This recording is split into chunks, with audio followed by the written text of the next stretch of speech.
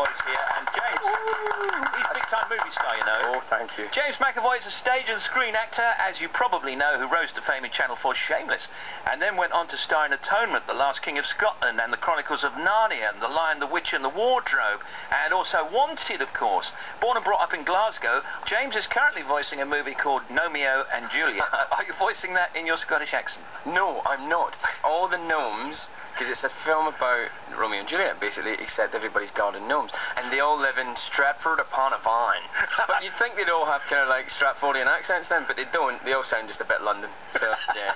Same as most movies, really, with anybody from the south. You go, oh, you're from the West Country. No, could you make it a bit London? Yeah. Okay. What's it like coming from Scotland and then suddenly finding yourself part of the Hollywood deal? It's not been too bad, actually, for me, to be honest. Do you detach yourself from it, or do you immerse yourself in it? I had to immerse myself in it a couple of times because I was involved in Oscar campaigns and all that kind of stuff. For your consideration? For your consideration, all that stuff. And I probably will have to do all that again at some point in my career. But that's the most immersed I've ever been in it. And both times I had to do it was only for 2 weeks each time. So, to be honest with you, it's not that bad. And I live in North London.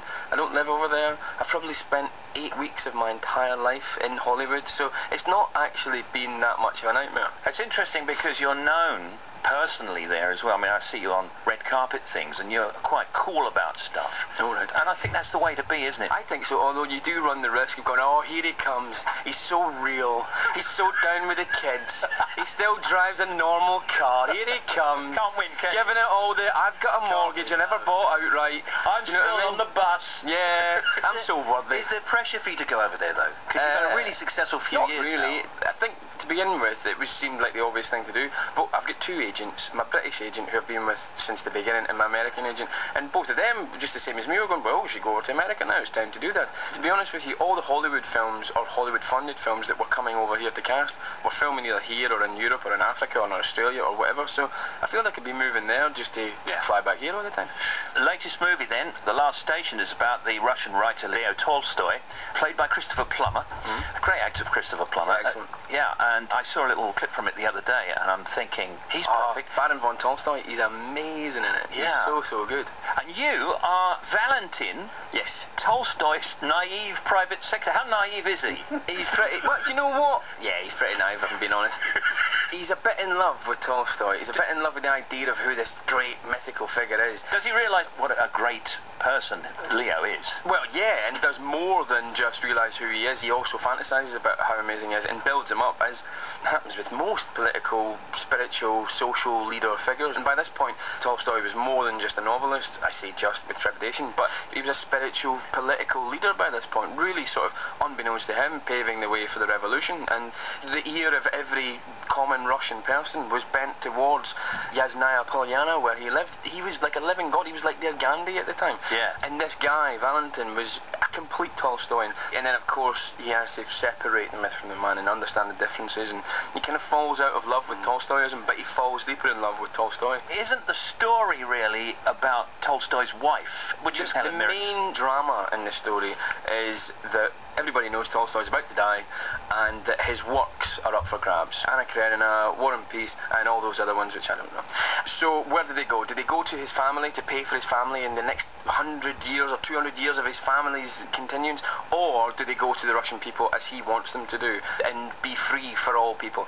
And his wife, who's a complete sort of, not a royalist or a monarchist, but she is noble-blooded and all that, and she's a countess. She believes they should stay in the family and they should make a hell of a lot of money out of it, because they were offered hundreds of millions of rubles for it at the time, and Tolstoy's opposing that. So the big drama, half of it comes from Dame Helen Mirren, and half of it comes from Baron von Tolstoy, played by Christopher Plummer. How many scenes did you have with Helen? 490. I don't know.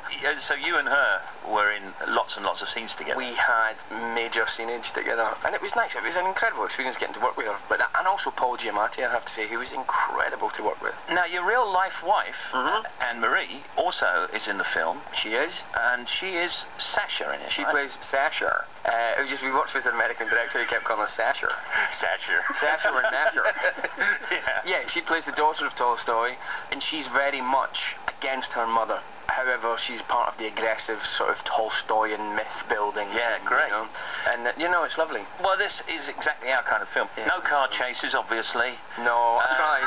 Nobody being blackmailed. Nah. I tried again. What are you working on at the moment? You working on anything new? Yes, I'm doing the Romeo and Juliet thing. I've just finished a movie called The Conspirator, which is about the assassination of President Lincoln and the subsequent trial of the alleged conspirators within that assassination. And I play the lawyer who looks after the first woman to be hanged in America, Mary Surratt. And then I'm going off to the Olympic city of Vancouver to do a true story about a guy called Will Reiser who got a very particular type of cancer and got better, and it's about his 2-year sort of journey during that time. We're proud of you. You're doing really good work. Very kind, thank you. No, it's great. And you're preparing for fatherhood, aren't you? I'm preparing for my greatest role. First baby, when's it due, love? When it's time, when it's ready to pop out, it's going to come. 1 month. Yeah, exactly. 2 weeks. 2 weeks. You can see James McAvoy in his new film, The Last Station, which is released on Friday, 19th February, rated 15. James, thank you very much. Thank you. Cheers, guys. Thank you very much. Thank you.